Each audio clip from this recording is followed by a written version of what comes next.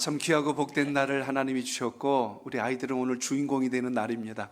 그래서 천하를 얻은 것처럼 하나님 주신 소망이 아름답게 차고 넘치기를 주의 이름으로 축복합니다. 이 가족을 이야기할 때 우리가 패밀리라고 이야기합니다. 자주 우리가 언급하지만 패밀리라고 하는 이 단어의 첫 글자를 쭉 따보면 이런 의미가 있잖아요. Father and Mother, I love you. 이렇게 해서 그 단어의 첫 글자를 연결하면 패밀리다라고 우리가 통상 이야기합니다. 그래서 가족이 서로 사랑의 공동체로 아름답게 세워지는 소중한 날이 꼭 되시기를 축복합니다.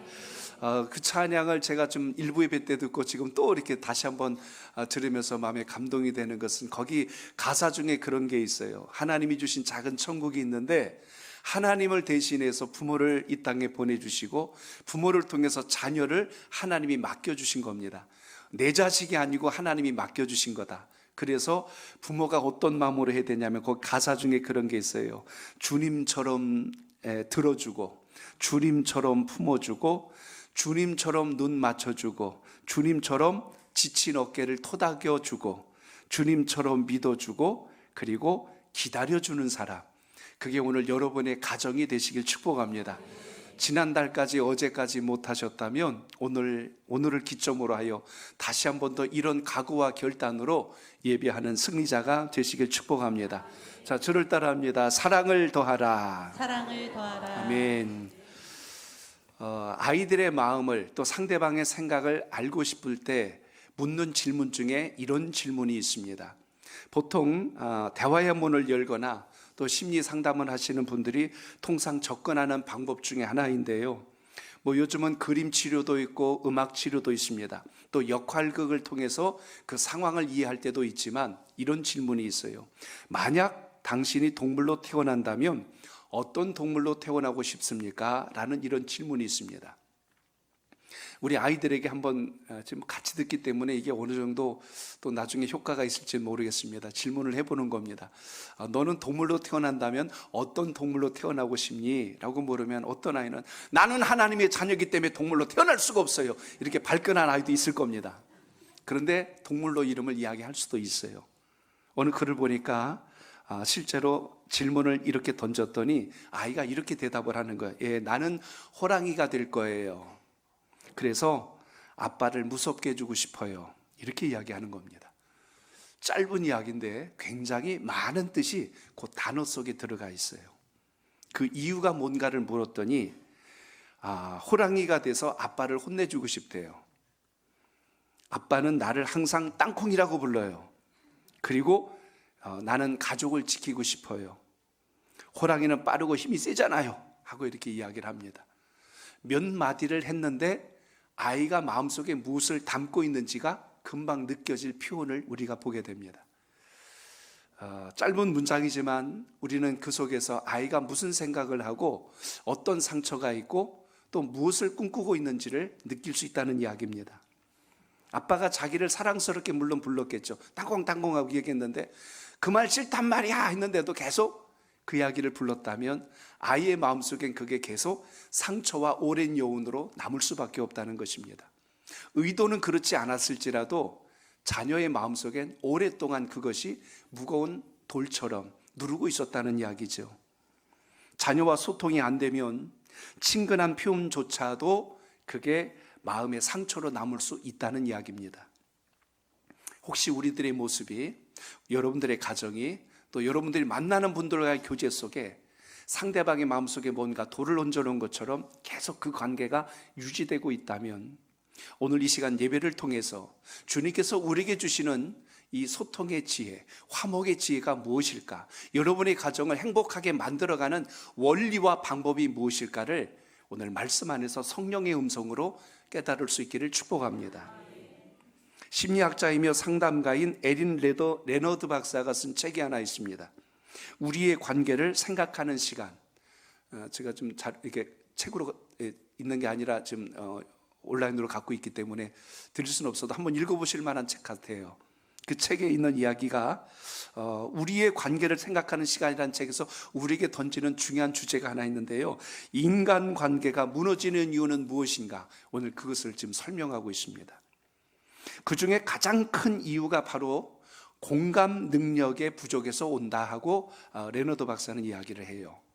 공감이 안 되면 관계가 무너진다는 이야기입니다. 이 말을 바꾸면 공감하면, 관계를 세우려면 공감해야 된다라는 뜻과 일맥상통합니다.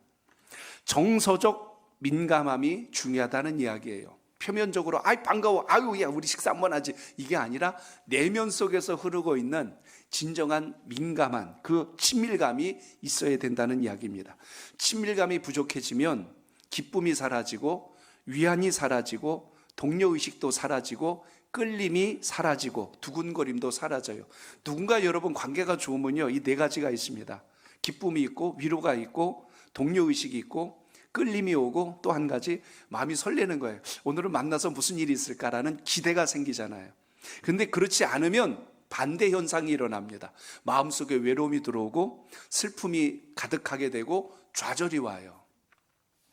여러분이 지금 머릿속에 떠오른 사람, 만나는 분들하고 누굴 생각하면 마음이 설레고 기대가 되고 어떤 사람을 생각하면 마음에 좌절이 오고 슬픔이 가득하다면 오늘 또 여러분도 누군가에겐 그런 존재는 아닐까 하고 우리 자신도 또한 돌아볼 필요가 있다는 것입니다.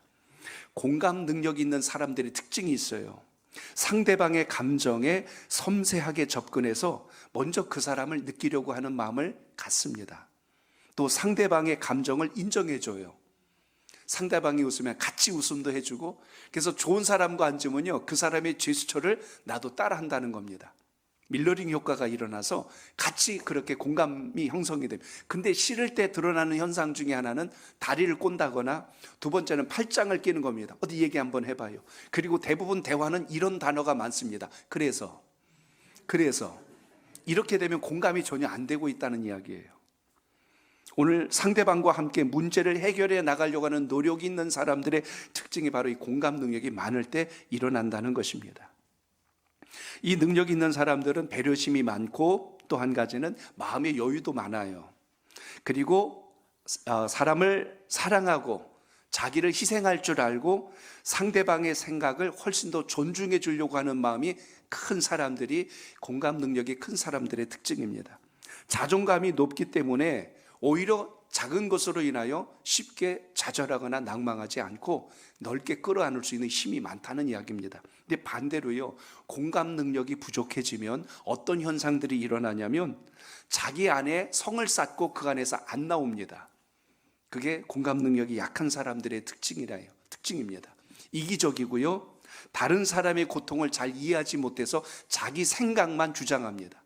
여러분들의 관계에서 한번 생각해 보세요. 부모와 자녀, 부부끼리도, 또 여러분이 만나는 분들하고 자꾸 나만 주장하려고 하는 사람들의 공통점이 여기에 있다는 것입니다. 욕심도 많고요, 정서적으로도 자존감이 상당히 낮다는 이야기입니다. 옆 사람 쳐다볼 필요는 없고요, 또 지금 여러분 머릿속에 떠오른 사람도 그럴 수 있다는 이야기입니다. 이것이 삶에 어떻게 드러날까요? 자녀를 때리는 부모, 부하 직원에게 갑질하는 사람, 타인의 실수를 용서하지 않고 비난하는 사람, 욕을 잘하거나 폭력을 행사하는 사람, 이런 사람들 중에 대부분이 공감 능력이 떨어지기 때문에 일어나는 현상들입니다. 오늘 우리가 사는 세상을 보면요, 옛날보다 너무 좋아졌어요. 우리 어르신들 세대. 그래서 요즘 어르신들 세대는 지금만큼 풍족한 게 없어도 그래도 기쁨이 있었고 평안이 있었고 행복한 삶들의 여유가 많았습니다. 지금 보면요, 먹을 게 이렇게 좋아질 수 있을까?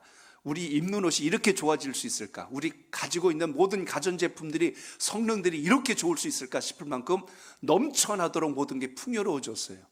근데 여러분, 뭐가 지금 사라져가고 있어요. 그 중에 가장 대표적인 게 뭐냐면 이 사랑이라는 겁니다. 사랑이 점점 없어져 가고 있어요. 주님께서 마지막 말세가 되면 두 가지가 약해진다고 그랬어요. 하나는 믿음 있는 자를 보겠느냐, 두 번째는 사랑이 식어가리라 그랬어요. 갈수록 살기는 좋아지는데 믿음은 없어지고 그리고 사랑은 식어가고 있는 세상. 그래서 오늘 골로새서 말씀해 보면 사도 바울이 골로새 교회 편지를 보내면서 우리가 가져야 될 것이 있는데 사랑을 더해야 된다, 사랑 플러스를 지금 이야기하고 있는 오늘 말씀을 여기서 보게 됩니다. 세상이 점점 차가워지고 인간관계가 자꾸 메말라가고 갈등이 생기고 분열이 생기는 이 세상 속에서 주님께서 우리에게 던지는 메시지는, 오늘 여러분에게 주시는 성령의 음성은 사랑을 더하라. 오늘 이렇게 말씀하고 있습니다. 갈라디아서 5장 22절에 보니까 성령의 열매 중에 첫 번째가 사랑입니다. 사랑과 희락과 화평과 온유와 절제, 계속해서 나가는 그 시작이 사랑입니다.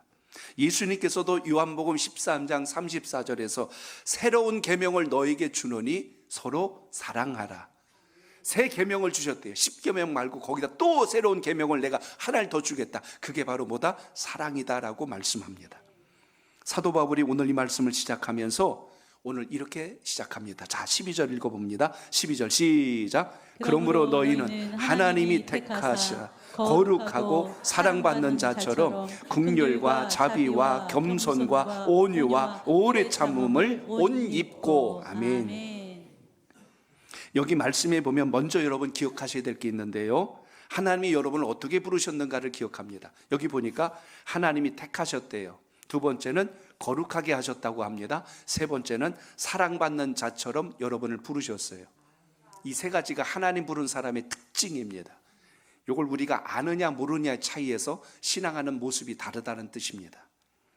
그냥 교회 다니는 사람이 있고 이 세 가지 사실을 알고 신앙하는 분이 있다는 이야기예요.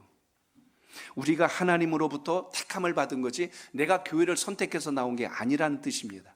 하나님께서 여러분을 택하셨고 여러분을 거룩하게 만드셨어요. 우리 스스로 거룩한 게 아니고 하나님이 우리가 거룩해지도록 지금도 일하고 계신다는 뜻입니다. 그리고 한 가지, 사랑받는 자로 불러주셨어요. 구박받는 자로, 미움받는 자로, 시기하는 자로 부른 게 아니라 사랑받는 자로 부르셨다면 우리가 이렇게 살아가는 것이 하나님의 자녀라는 뜻입니다. 여러분의 가정에서도 자녀들에게 주님께서 주신 이것을 그대로 전하고 공급할 수 있는 힘이 있기를 축복합니다. 우리는 나는 자라온 환경이 그래서, 나는 배운 게 이것이라 라고 자꾸 이야기하지 말아야 될 이유는, 골로새 교회를 향하여 바울이 전한 건 너희들의 성장 과정이 이랬으니 너희들의 배경이 그러니 이거 아니에요. 우리를 부르신 그 순간부터 우리가 어떤 자라고 부르셨냐면, 너희는 하나님이 택하셨고 너희는 하나님이 거룩하게 하셨고 너희는 하나님께서 사랑 주셨느니라. 그걸 받은 자가 여러분이란 겁니다. 그러니까 여러분을 자꾸 과거랑 연결짓지 말고 하나님께서 부르신 곳으로 연결하시길 바랍니다. 우리 자녀들도 그렇게 양육하셔야 돼요. 우리 집안은 원래 그런 집안이란다, 그게 아니라는 거예요. 하나님이 우리 집을, 우리 가정을, 너를 보니까 택하여 주셨고 우리 가정에 보내주셨고 너를 거룩하게 자라도록 엄마 아빠를 맡겨주셨고 그리고 너가 하나님의 사랑으로 자라도록 엄마 아빠를 너와 만나게 해주셨단다. 이 사실이 기억되어야 우리의 성장 과정에 의한 상처와 아픔으로 주저앉지 않고 하나님이 주신 곳으로 일어날 수 있는 하나님의 사람이 된다는 것을 잊지 않길 바랍니다. 그렇기 때문에 오늘 우리의 삶의 태도와 자세를 바꾸는 시작이 무엇입니까? 오늘 여기 12절에 보니까 5가지 하나의 어떤 모습을 우리에게 말씀해 주는데 이게 바로 주님의 성품이에요. 자, 12절 다시 한번 읽어봅니다. 시작. 그러므로 너희는 하나님이 택하사 거룩하고 사랑받는 자처럼 긍휼과 자비와 겸손과 온유와 오래 참음을 옷 입고. 아멘. 저를 따라합니다. 주님의 성품으로 옷 입어야 합니다. 옷 입어야 합니다. 오늘 예배당 나오시려고 예쁘게 목욕도 하시고 화장도 하고 분장도 하고 변장도 하고 또 옷도 좋은 거 입고 오셨어요. 근데 우리의 겉모습만 달라졌다고 변화된 게 아니고 주님의 성품이 우리 속에 있어야 된다고 말씀합니다. 그 중에 첫째가 뭐냐면 긍휼의 마음, 컴패션이라고 하죠. 긍휼의 마음, 이것은 상대방의 고통을 내 고통으로 받아들이는 것을 긍휼이라고 그래요.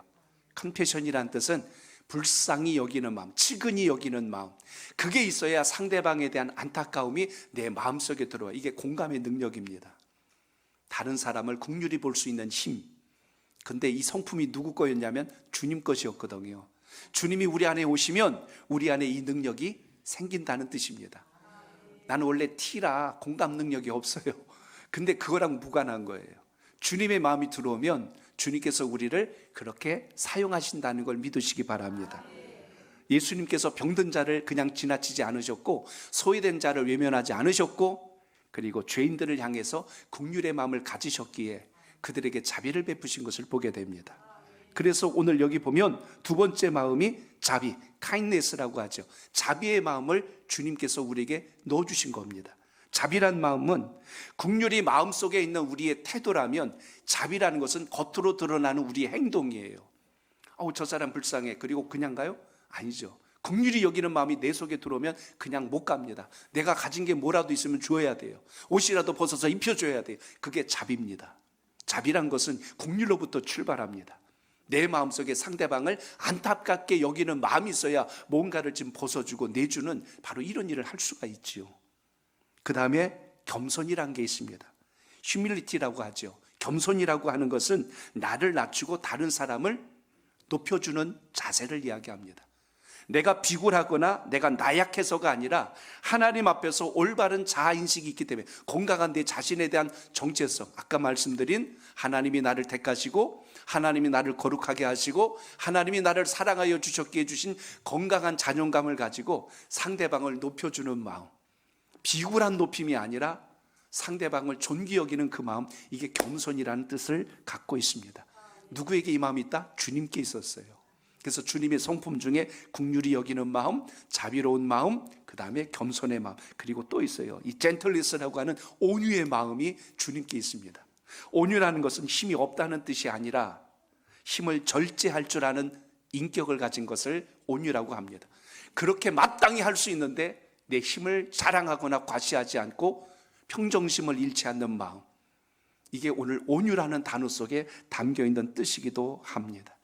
그렇기 때문에 이 온유한 사람은요, 사람과 사람 사이를 잘 연결해줘요.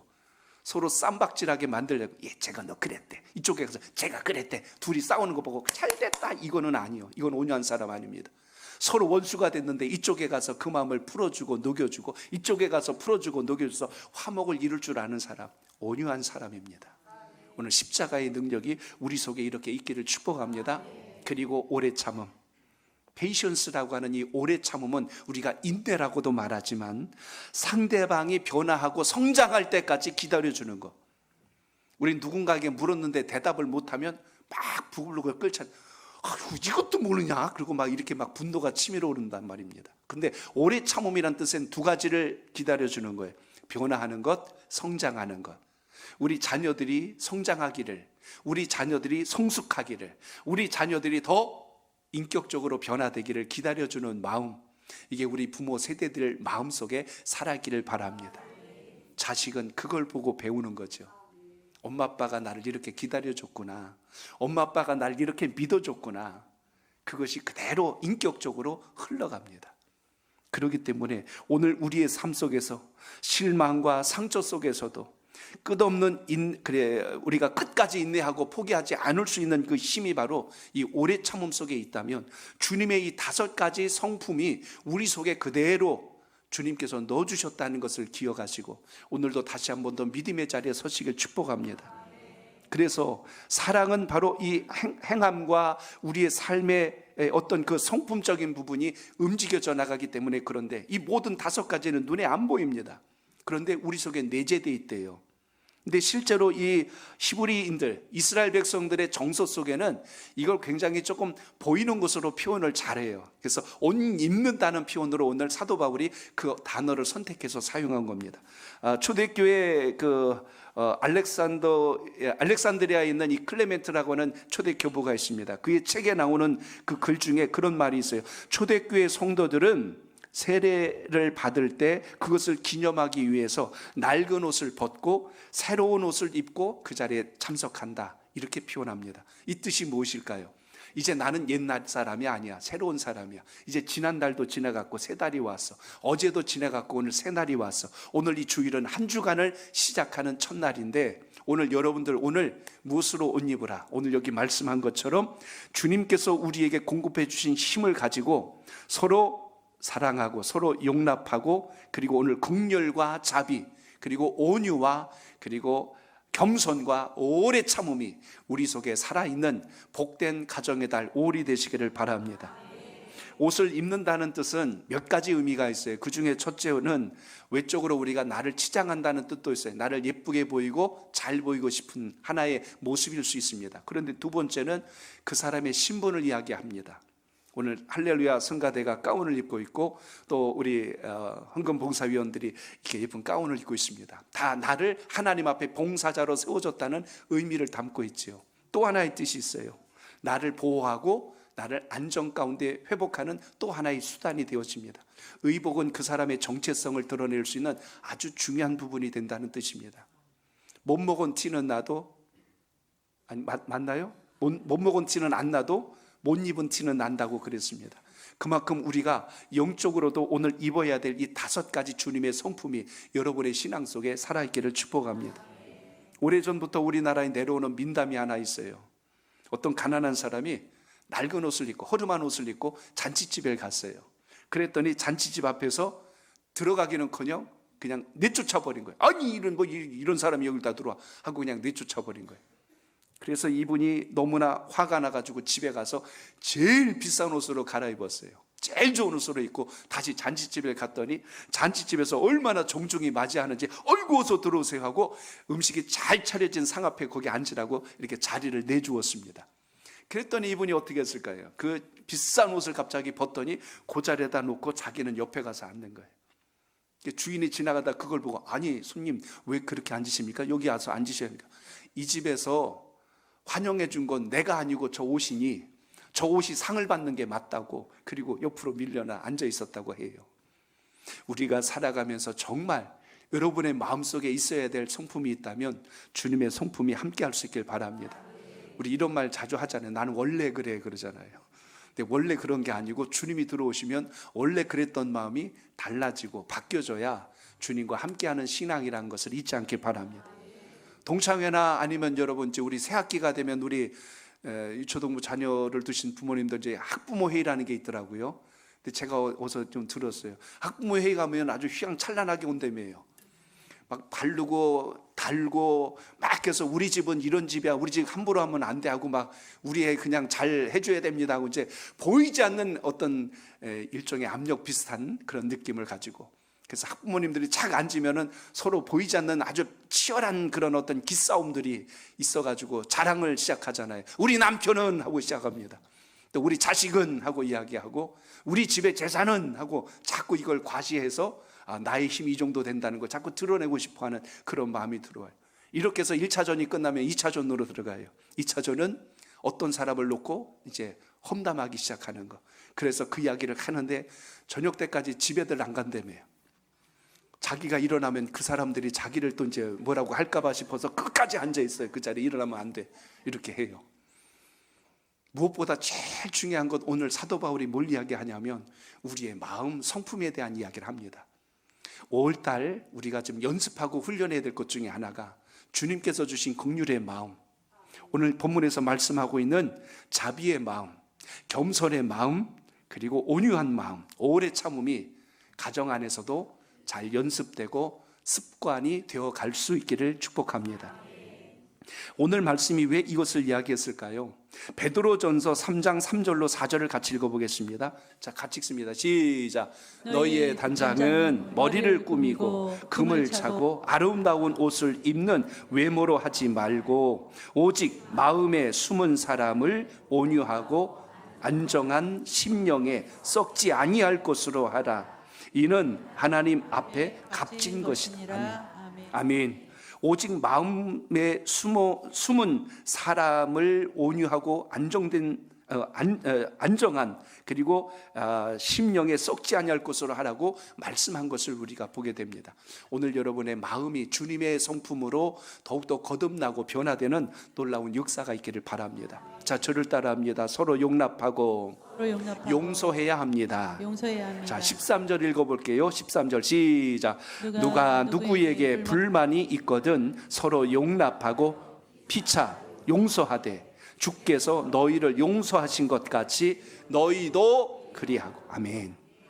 바울이 여기서 용납이란 단어와 용서란 단어를 썼어요. 두 가지 개념은 이런 뜻입니다. 용납은 상대방의 부족함을 있는 그대로 받아주는 것, 그걸 용납이라고 그래요. 내가 조건을 걸어가지고 받아주는 게 아니라 어떤 이유 여하를 막론하고 받아주는 걸 용납. 두 번째, 용서라고 하는 것은 그 부족함을 내 힘이 아니라 주님의 사랑으로 덮어주는 것. 이게 용서입니다. 하나는 덮여주는 것, 하나는 수용해 주는 것, 받아주는 것. 그래서 주님께서 주신 성품 중에 이 귀한 것이 사랑을 통해서 드러나고 있다는 것을 우리가 봐야 합니다. 그런데 13절이 어떻게 시작했냐면 누가 누구에게 불만이 있거든 이렇게 시작했어요. 누가 누구에게 불만이 있거든. 교회 쓰는 편지입니다. 그런데 여기 불만이 있대요. 이 말의 의미는 우리가 살아가면서 불만은 어떤 곳이나 존재한다는 뜻입니다. 교회 안에서도, 여러분의 가정 안에서도, 직장에서도 사람과 사람이 만나고 교제하는 모든 관계 속에서는 이 불만이라는 게 있어요. 불만이란 게 왜 일어날까요? 그 사람과 나의 생각이 다르고, 그 사람이 가지고 있는 가치관과 내 가치관이 다르고, 그 사람이 하고자 하는 뜻과 내 뜻이 다를 때 서로 충돌이 일어나고, 그리고 서로 불만이 일어날 수 있습니다. 그런데 성도는 어떻게 하래요? 이런 모든 상황 속에서 용납과 그리고 용서의 과정을 잘 성숙하게 만들어 가라고 오늘 본문에서 강조합니다. 왜 이렇게 해야 되는가? 그 본문 안에 답이 있어요. 너희를 용서하신 것 같이. 누가요? 주께서 너희를 용서하신 것 같이. 주님이 너희를 사랑하신 것 같이 너희도 상대를 사랑하고, 주님께서 너희를 용서하신 것 같이 너도 상대를 용서하라고 말씀합니다. 여기서 강조한 것은 주님이라는 게 왜 중요한가를 아셔야 된다는 거예요. 우리가 살다 보면 응어리진 일이 있고, 그리고 관계를 잘 풀지 못하는 일들이 있습니다. 그리고 아픔이 있고 상처가 해결되지 않아서 그래요. 그런데 주님께서 오늘 강조하신 것은 우리의 자라온 배경과 환경에 근거한 것이 아니라 주님께서 여러분을 사랑하시고 주님께서 여러분을 용서하신 것을 따라서 그렇게 실천하라고 주신 것을 기억하시기 바랍니다. 그러므로 우리는 나는 원래 그러려는 말이 아니에요. 우리 집안은 그래서요, 저는 성장 과정이 그래서요, 이렇게 해서 자기를 그 뒤에 숨지 않길 바랍니다. 이제 우리는 다 예수 그리스도를 만난 하나님의 사람들이 되었고 변화된 인생이 된 겁니다. 어려운 일, 힘든 일 생길 때마다 과거를 끄집어서 그 뒤에 자꾸 숨고 변명하는 자가 되지 말고, 오늘 주님 말씀처럼 주께서 너희를 용서하신 것 같이 너희도 그리하고, 이게 믿는 사람들의 자세라는 거예요. 우리의 근거와 우리의 기준은 주님이 되셔야지 여러분의 배경과 자라온 환경이 아니라는 뜻입니다. 이제는 여러분 주 안에서 자유하시고 주 안에서 평안을 잃지 마시고 그 기쁨을 유지할 수 있는 하나님의 사람 되시길 바랍니다. 용서란 뜻은 forgiveness라고 하죠. 그 단어의 어원을 보면 잊는다라고 하는 forget이라는 단어에서 출발합니다. 잊어주는 거예요. 기억하지 않는 거예요.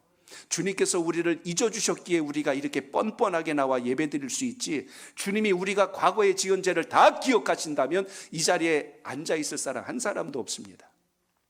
베드로가 예수님을 3번이나 모른다고 부인했어요. 3번째는 예수님을 저주까지 한 사람이 베드로입니다. 나는 그를 알지도 못한다고 하고 욕을 하고 그 자리를 떠났어요. 나중에 주님께서 십자가의 사건 이후에 부활하신 후에 갈릴리 바다에서 고기를 잡고 있는 베드로를 만나 주십니다. 그때 주님 어떻게 하셨어요? 너 이놈 잘 만났다 하고 이랬습니까? 안 그랬어요. 베드로야 하고 부릅니다. 깜짝 놀라서 그 다리에 엎드렸죠. 얼마나 찔렸을까요? 그때 내가 예수님 모른다고 3번이나 그랬는데 너는 어쩌자고 그때 나를 모른다고 3번씩이나 그랬냐? 그리고 날 욕까지 했는데 야 네가 그러고도 수제자냐? 주님 그런 말 성경에 한 군데도 없어요. 주님의 첫 마디는 요한의 아들 시몬아 너 나 사랑하니? 하고 물음으로부터 출발합니다. 내 양을 먹이라, 내 양을 치라, 내 양을 먹이라. 주님은 다시 사명을 이야기하시고 사랑만 확인하셨어요. 누가복음 15장에 보면 집안의 재산을 미리 챙겨간 둘째 아들 이야기가 나옵니다. 그 자가 나갔다가 다 말아먹고 들어왔어요. 둘째 아들이 돌아왔을 때 아버지가 너 내 재산 상속받아 갖고 나가서 어디다 썼는지 영수증 다 가지고 와. 한마디도 안 했어요. 그 아버지는 이렇게 이야기합니다. 내 아들이 살아서 돌아왔다. 내 아들이 살아서 돌아왔다. 자식은 아버지 앞에 나를 종으로 써달라고 엎드렸는데 아버지는 내 아들이 살아서 돌아왔대요. 주님의 마음속에서 우리가 뭘 발견합니까? 용서의 의미를 기억하게 됩니다. 바울이 오늘 그 기준을 말씀한 거예요. 주께서 너희를 용서하신 것 같이 너희도 그리하라. 여기서 주께서 너에게 용서하신 것 같이란 뜻은 조건이 없었다는 뜻이고 값 없이 하셨다는 뜻이고 전적으로 용서하셨다는 의미를 갖고 있는 것이 주님께서 보여주신 사랑의 정의입니다. 가정에서도 내가 너를 용서했다. 자식이 뭘 잘못했어요. 용서했다. 그런데 다음에 또 다른 일이 저질러졌어요. 그랬더니 너 그때 내가 용서해줬는데 지금 또 이런 일을 저질렀어? 너는 원래 근본이 그래. 너 옛날부터 너 그랬어 하고 옛날을 끄집어서 다시 그 죄를 중죄로 만들어서 더 찍어 누른다면 거기에서는 소통과 화목이 어렵다는 이야기입니다. 있는 그 이야기를 가지고 시작해야지 과거를 끄집어 들이면 더 이상 진척이 일어날 수가 없다는 것입니다. 오늘 그렇기 때문에 우리가 용서할 때 공동체의 사랑으로 기반으로 세워주신 오늘 이 존중의 문화가 있어야 됨을 우리가 기억합니다. 그래서 우리가 이 어르신들도 부를 때 어르신하는 표현이 참 좋잖아요.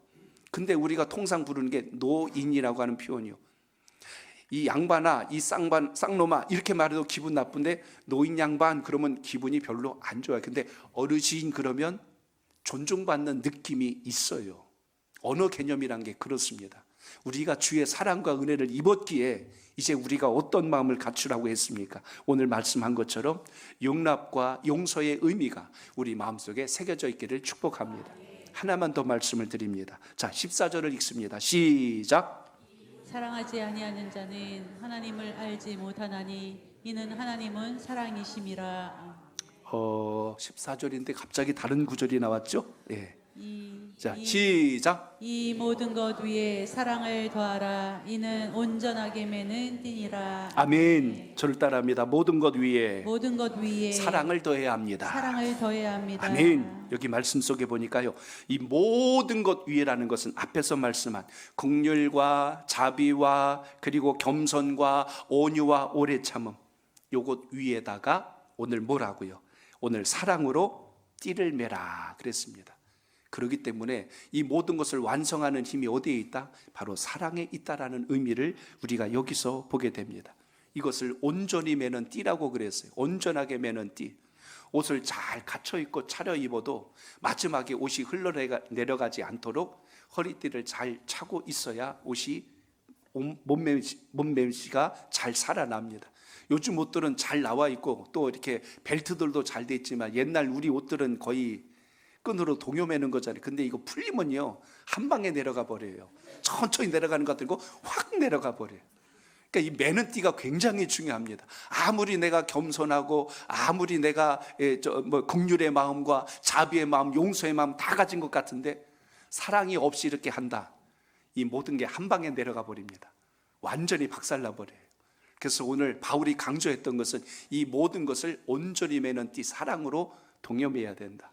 여러분의 가정이 그와 같기를 바랍니다. 저는 우리 손목교회가 주님 오시는 그날까지 우리가 신앙하고 사명 다는 날까지 이렇게 신앙하는 공동체가 될 수 있기를 축복합니다. 고린도전서 13장에 보니까 사랑장을 이야기해요. 거기 사랑을 이렇게 이야기합니다. 사랑은 오래 참고 사랑은 온유하며 시기하지 아니하고 자랑하지 아니하며 모든 것을 참고 모든 것을 믿으며 모든 것을 바라고 그 다음에 모든 것을 견디느니라. 마지막 끝자락에 보면 세 가지 이야기합니다. 믿으며 바라며 견디느니라. 지난 금요 시간에 제가 믿음에 대한 정의를 여러분과 나눴습니다. 믿음이 뭘까요? 잘 버티는 거다. 믿음이 뭘까요? 잘 견디는 거다. 믿음이 뭘까요? 흔들리지 않는 것이다. 그렇기 때문에 오늘 사랑의 의미를 본다면 우리가 이런 능력을 가슴에 잘 담아서 이제 주님을 기쁘시게 하는 축복의 가정, 믿음의 가문이 되시기를 주의 이름으로 축복합니다. 제 말씀이 결론을 맺습니다. 왜 사도 바울이 사랑을 더해라고 했을까요? 사랑을 더한다는 의미는 내 힘이 아니라 주님의 힘으로 되기 때문에 그래요. 자, 여러분 요한일서 4장 8절을 봅니다. 시작. 사랑하지 아니하는 자는 하나님을 알지 못하나니 이는 하나님은 사랑이시니라. 아멘. 하나님이 사랑이신데 그 사랑이 내 속에 들어와서 우리를 그렇게 움직이기 때문에 우리가 행동하는 걸 통하여 누가 드러난다? 하나님이 드러나신다. 그러니까 우리 행동 속에 주님의 성품이 안 나타나면 주님은 안 보이는 거예요. 입으로 백날 예수 믿고 천국 가세요 해도 상대방이 들어먹지를 않는 이유는 우리의 삶과 행함 속에서 언어 속에서 주님의 이 사랑의 느낌과 전달이 오늘 주님의 힘으로 여러분 속에 살아있기를 축복합니다. 그렇다면 여러분, 사랑이라고 하는 의미가 왜 어떻게 시작됐는지 잘 소개된 말씀 중에 하나가 있습니다. 요한복음 13장 35절 다시 읽어봅니다. 시작. 너희가 서로 사랑하면 이로써 모든 사람이 너희가 내 제자인 줄 알리라. 아멘. 너희가 서로 사랑하면, 우리 손목교회 공동체가 서로 사랑하면, 아, 저분이 하나님을 믿는 사람이구나, 예수님에 속한 사람이구나, 안 돼요. 근데 우리가 그렇게 안 산다? 저 사람은 예수 믿는 사람이 아니에요. 여러분이 성경책을 아무리 들고 다녀도, 예배당을 아무리 드나들어도 주님의 제자인 줄, 하나님의 사람인 줄 아무도 모른다는 뜻입니다. 오늘 다시 예배를 드리면서 우리의 마음속에 주님의 이 사랑이 각인되고 세워져 있기를 축복합니다. 그럼 우린 그렇게 이야기해요. 아, 나에겐 그런 힘이 없는데요. 예, 없는 게 맞죠. 그런데 이 구절을 여러분 기억하셔야 됩니다. 로마서 5장 5절 끝으로 한 절만 더 있습니다. 시작. 소망이 우리를 부끄럽게 하지 아니함은 우리에게 주신 성령으로 말미암아 하나님의 사랑이 우리 마음에 부은 바 됨이니. 아멘. 이걸 기억하셔야 됩니다. 하나님의 사랑이 우리 마음에 뭐 됐다? 부은 바가 되었다. 그릇이 요만한데 물을 부었어요. 나중에 꽉 찼습니다. 어떻게 되죠? 어떻게, 이 산 어떻게 돼? 넘쳐요. 맞아요. 그거예요. 우리 안에 있는 게 넘쳐서 나오게 되어 있어요. 입으로 나오고 행동으로 나옵니다. 내 속에 있는 게 그렇게 드러나요. 그래서 제자인 줄 아는 것이고 하나님의 사람인 줄 아는 이유는 우리 속에 주님께서 채워주신 게 넘쳐나는 거예요. 채워지지 않으면 내게 나오는 거예요. 더러운 말이 나오고 분노가 나오고 혈기가 나오고 악한 모든 행동들이 나오는 이유는 아직 주님의 은혜와 사랑이 내 안에 채워지질 않은 거예요. 오늘 그렇기 때문에 오늘 이 귀한 시간 5월달을 시작하며 어린 주일을 맞이하여서 우리 부모들도 우리 자녀들도 하나님 주신 성품을 담기에 힘을 다하는 은혜가 있기를 바랍니다. 오늘 목장 리더분들에게 목원들과 나눌 수 있는 글을 좀 보내드렸습니다. 거기에 이제 할 수 있는 작은 실천들, 거대한 것 하는 거 아닙니다. 친절하고 말 한마디라도 서로 애정 섞인 말을 하고, 애정이 잘 안 되면 코에다 바람을 넣고 얘기해 보세요. 굉장히 애정이 들어갑니다. 여보, 이거보다 여봉 하면 느낌이 달라져요. 굉장히 달라집니다. 그 다음에 경청하는 거, 위로해 주는 거. 5월달엔 이걸 좀 실천해 보면 어떨까 싶습니다. 오늘 끝나시면 서로 문자라도 격려 메시지도 좀 주시고, 또 누군가 여러분 좀 식사 대접도 좀 해주시고, 좀 네가 한테 용서를 구하기 전에 난 절대로 안 한다 그러지 말고 먼저 좀 다가가서 용서도 좀 사과를 좀 하고, 이렇게 하면 관계가 얼마나 좋아진지 모릅니다. 오늘 다시 한 번 더 5월 한 달은 이런 은혜가 가정마다 넘치는 역사가 있기를 축복합니다. 자, 저를 따라합니다. 주님, 오늘 내 안에 사랑을 더하여 주옵소서. 내 감정이 아니라 주님의 사랑으로 대하게 하옵소서.